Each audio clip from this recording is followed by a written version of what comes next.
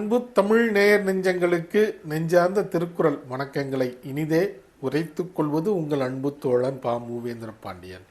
இன்றைய தினம் நாடொரு திருக்குறள் வரிசையில் பொருட்பாலில் 54வது அதிகாரமாக உள்ள பொச்சாவாமை என்ற அதிகார தலைப்பின் கீழ் அமையப்பெற்ற 539வது திருக்குறளை காணப்போகின்றோம்.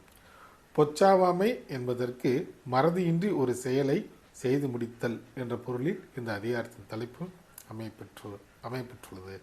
இப்பொழுது 539வது திருக்குறள் என்னவென்பதை காண்போம்.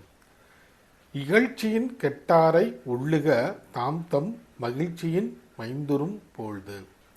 இகழ்ச்சியின் கெட்டாரை ஒள்ளுக தாம் தம் மகிழ்ச்சியின் மைந்துரும் போழ்து.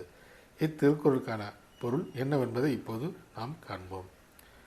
மன மகிழ்ச்சியால் செய்ய வேண்டிய கடமைகளை செய்யாமல் மறந்து நிற்பவர்கள் முற்காலத்தில் மன மகிழ்ச்சியால் அழிந்து போனவர்களை எண்ணி பார்க்க வேண்டும் என்பது இத்திருக்குறளுக்கான பொருளாகும்.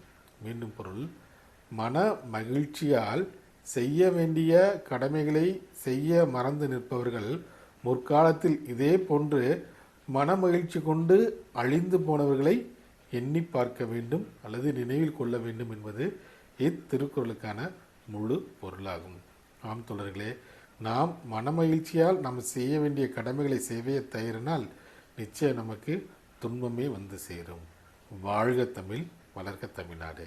நன்றி, வணக்கம்.